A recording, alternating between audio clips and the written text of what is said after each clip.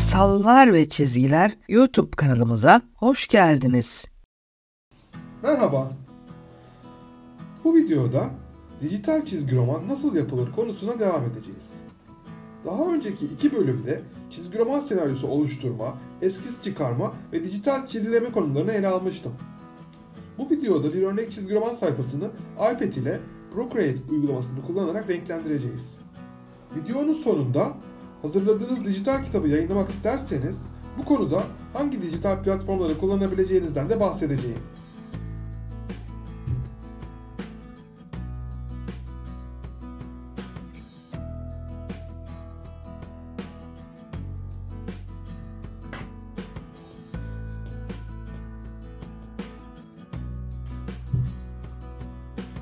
Renklendirme yapacağımız görseli Procreate uygulamamızı açıyoruz. Daha önce çizimlemesini yapmıştık. Bu görselin çizimlemesini yaptıktan sonra sıra renklendirme aşamasına geliyor. Renklendirme yaparken bazı yöntemlerden bahsedeceğim. Birincisi, ilk önce seçtiğiniz fırça önemli. Ben burada değişik fırçalar kullanıyorum. Photoshop'ta kullandığım bazı fırçaları da buraya aktardım. Mesela manga fırçalarım var. Burada bir tane belirsiz adı olan bir fırça var. Bu fırçayı genellikle düz renk atarken kullanıyorum. Bu fırçayı kullanırken ilk önce fırçanın boyutunu ayarladıktan sonra ve opasitesini sağlamadıktan sonra ve tabii ki çizeceğiniz katmanın altına bir katman açıyorsunuz. Ondan sonra da renkleri atmaya başlıyoruz. İlk önce saçlardan başlıyorum. Yapacağınız boyamanın çerçevesini belirlemeniz gerekiyor. Yani yapacağınız şeklin ilk önce çerçevesini çizerek oraya bir renk atıyorsunuz. Bu iki türlü olabiliyor. Bir seçim yöntemiyle seçerek olabiliyor. Bir de böyle renklendirirken kenarlarından boyadıktan sonra içerisini doldurarak olabiliyor.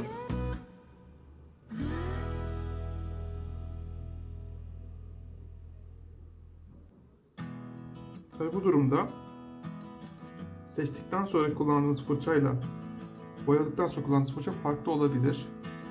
Evet, içini doldurmak için sürükleyip rengi içine bırakıyoruz ve renklendirme tamamlanmış oluyor. Şimdi ben burada bu saç için bir tonlama yapacağım. Bunun için daha farklı bir fırça kullanacağım. İlk önce hava fırçası denen yumuşak fırçayı alıyorum ve seçim aracıyla otomatik olarak bu saçı seçip bir katman açıp üzerine tekrar fırçamı alıyorum ve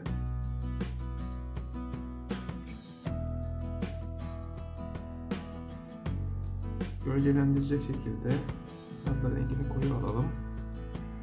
Bu şekilde birazcık fırçamız herhalde konulmuş. Evet. Şöyle koyu biraz daha pastasını düşürüp atıyoruz. Ve açık tonlar içinde biraz açık bir renk alıp aynı ton üzerindeki renklerden açığını alıp fırçamızı biraz azaltıp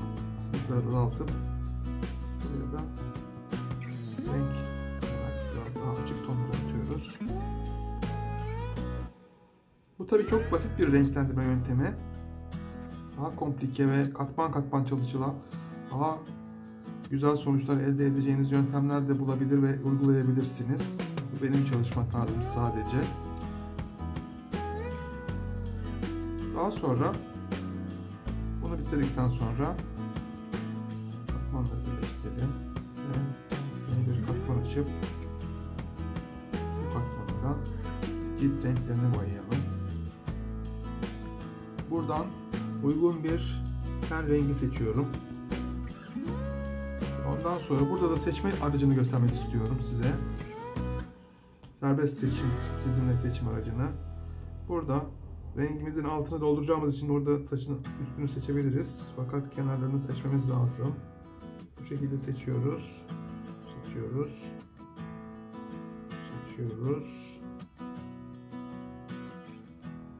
Evet ve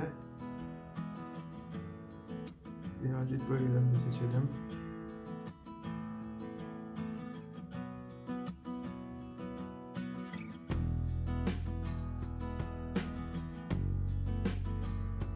Evet. Tamam. Şimdi fırçamızı ayarlayalım. Yine yumuşak fırçayı aldım. Opasitesini biraz düşürdüm. Birazcık fırçanın büyüklüğünü artırdım. Ve buraya renkleri atmaya başlıyorum. koyudan açığa olacak şekilde bastırarak önden arkaya doğru bastırmadan atarsanız, bundan sonra yine tonlamalar için bir ton koyusunu alıp indirip koyu renkleri atıyorum. Biraz daha koyulaştıralım. Biraz fırçayı azaltalım. Buraya bir renk atalım. Opasitesini birazcık düşürelim. Fırçayı artıralım. Tekrar bir koyu. Onlardaki koyu olandan fırçayı tekrar düşürelim. Evet. Şimdi bir de beyaz bir renk alıp açık renkleri vurgulayacak şekilde tonlarımızı atalım. Bundan sonra bu renkleri opasitesi düşük bir fırçayla yaptığımız için altına bir dolgu katmanı atmakta fayda var. Ben genelde bunu yapıyorum. Dolgu katmanı atıyorum. Beyaz renklerden oluşan ve böylece renklerin altına gelecek olan diğer katmanları da sorunsuz bir şekilde ekleyebiliyorum. Şimdi bir de tabii ki gözleri ve benzeri yerleri yapmak için birazcık daha farklı bir fırça ve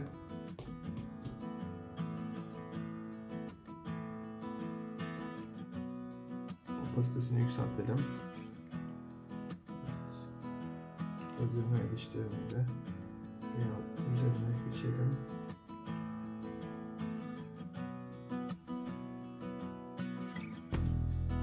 Göz rengi için bir açık kahverengi ton alıyorum.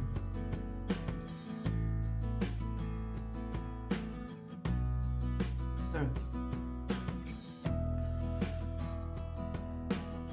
Yine bir katman daha açtık.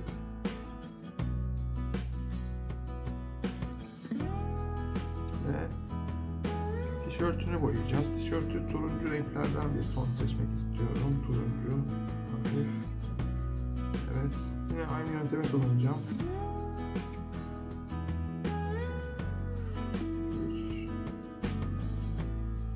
Fırça seçip kenarlarını, sınırını çizerek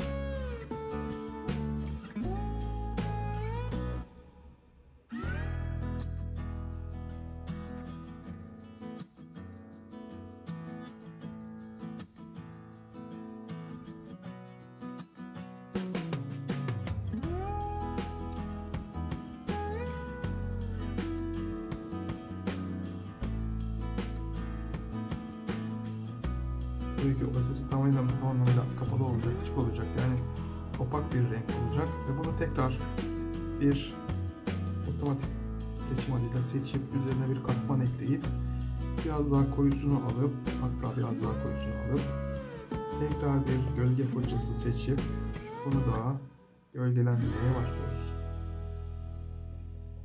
Opasitesini biraz arttıralım.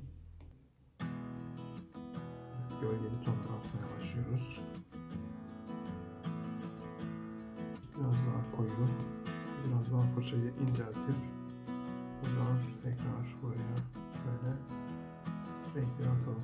Daha sonra bunu tekrar bir açık renk alıp açık kısımları da, ışıklı kısımları da oluşturup, tabii bu kaba taslak bir renklendirme. Daha sonra bunun en sonunda ışıklandırma ve gölgelendirmeleri de yapacağız. Sadece renklerin tonlarını belirten bir boyama şekli oluyor. Daha sonra bunun daha ayrıntılı renklendirmesine de gireceğiz. En son sopasını da boyayalım. Evet, sopası için de yine seçim aracıyla seçerek boyayalım. Bir katman ekleyelim önce. Şunu birleştirelim.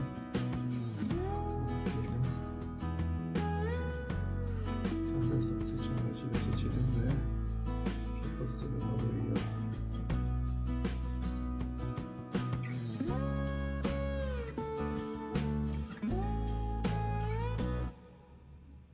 Seçimimizi tamamlıyoruz. Yine bir renk seçiyoruz. Sopa için bir odunsu bir renk seçelim. Şöyle gri olsun. Ondan sonra yumuşak fırçamızı seçtik. Opasitesini biraz arttırdık. Şöyle arttırdık. İçini dolduruyoruz.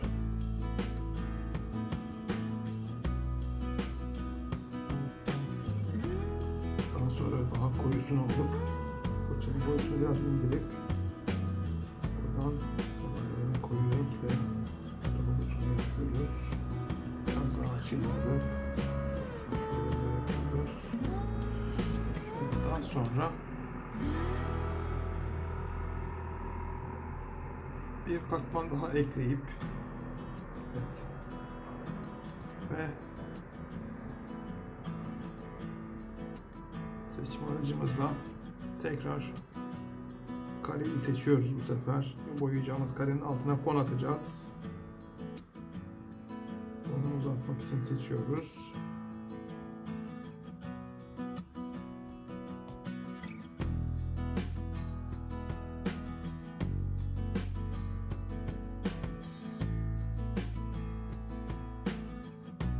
Procreate'deki seçim aracının en güzel tarafı, eğer bir yerde kopukluk oluştuysa seçim tamamlandıktan sonra tekrar, eğer kapatmadıysanız aracı, hala seçmeye devam edebiliyorsunuz. Kaldığınız yerden tekrar seçimi tamamlayabiliyorsunuz. Bu önemli bir olay. Pratiklik sağlıyor. Evet, şimdi hafif mor renkleri için renk seçelim. Burada fırçasını seçip fırçasını büyütelim, küçültelim derken ayarlayalım ve yapmaya başlayalım. Evet, tonlarımızı atıyoruz. Koyudan aşağı doğru farklı bir mor renk daha seçelim. Atalım. Sonra şuradan açık bir renk seçelim. Şunu atalım. Şunu biraz azaltalım. Işıklı alanlar için biraz açık. Biraz daha mavi tonlardan devam edelim. Evet.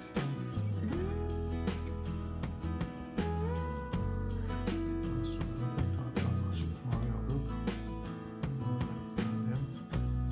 Tekrar bir sarımsı ton alıp ekleyelim. Evet. Biraz daha karanlık yapalım arka taraflarını.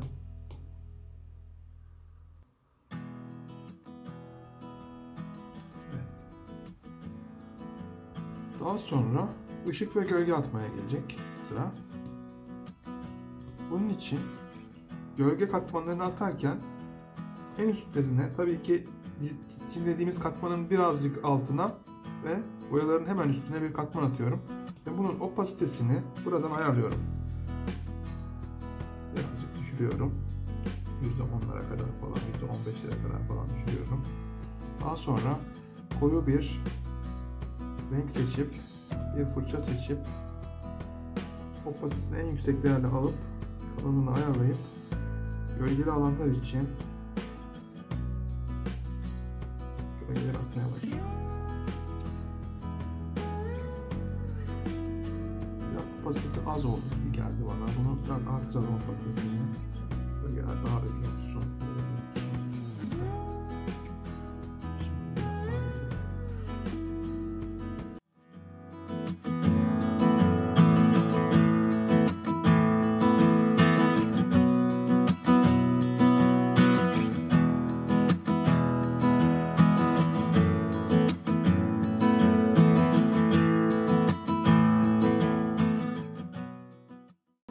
Gölgeli alanlar attıktan sonra opasitesini biraz daha düşüreceğiz sanki. Evet. Sonra böyle bir gölgesini oluşturalım.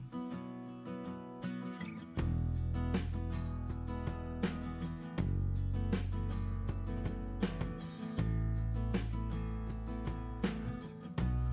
Ondan sonra birazcık daha opasitesini çok hafif düşürürsek, evet, ışıklı olanlar için bir katman ekliyorum. Bunun opasitesini düşürmüyorum ve aydınlık alanlar için beyaz bir renk seçiyorum ve fırçamı ayarlıyorum. Daha sonra fırçamın kalınlığını ayarladıktan sonra en kalın opasitede birazcık daha düşürelim kalınlığını. beyaz alanlar ekliyorum ki bu da aydınlık alanların parlayan noktalarını verecek şekilde. Tabii ki bu en basit şekliyle bir renklendirmedir. Bunu belirtmek isterim. Çok daha ayrıntılı ve hatta renklendirme teknikleri de vardır. Fakat en basit şekliyle bunu uygulayabilirsiniz.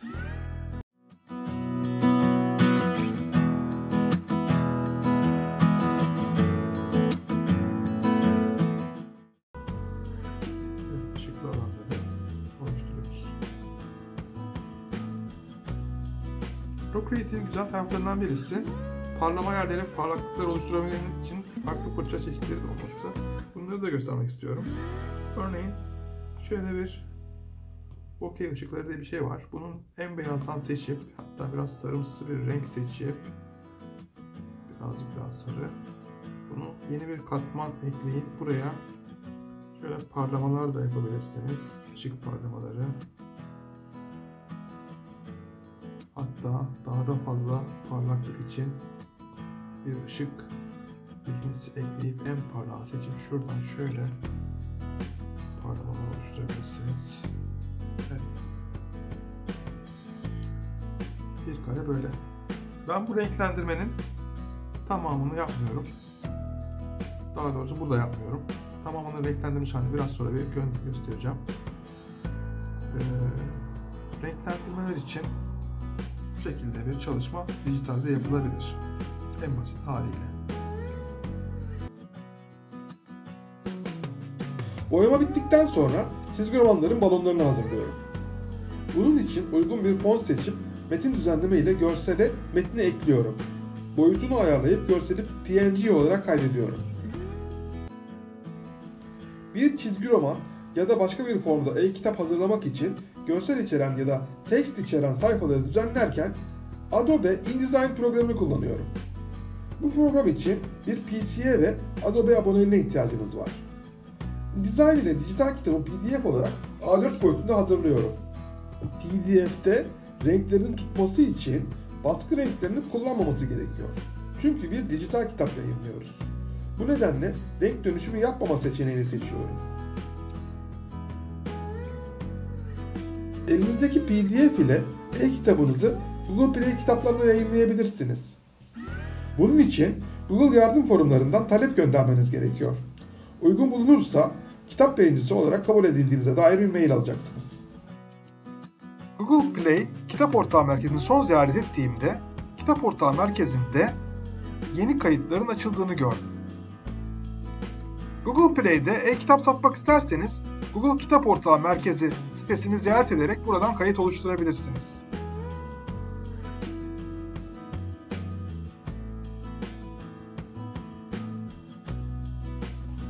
Amazon Kindle Direct Publishing sistemi ile de dijital kitabınızı yayınlamanız mümkün. Ancak Amazon Kindle ülkemizde henüz hizmete açılmış değil. Bu nedenle yurt dışından bir Amazon Kindle hesabı açmanız ve Türkiye dışındaki ülkelerde listelenecek şekilde kitaplar yayınlamanız gerekiyor. Kitabınızın İngilizce olması gerekebilir. Amazon basılı kitap satışına da izin veriyor. Kitabınızı basılı olarak sipariş edecekler için paperback versiyonu hazırlarsanız kitabınızı sipariş verildiği anda o adette basılarak online olarak satıyorlar. Ancak fiyatlarını ayarlarken size çok fazla telif kalmayabiliyor. Çünkü baskı maliyetini telif ücretinizden kesiyorlar. Dijital çizgi roman ve e-kitap hazırlamak isteyenlere ipuçları veren bilgiler paylaştım. Bu videonun ilk 2 bölümünü de izlemenizi öneririm. Bu tarz videolar hazırlamaya devam edeceğim. Destek olmak için kanalıma abone olup videoları beğenebilirsiniz. Yeni bir videoda görüşmek üzere.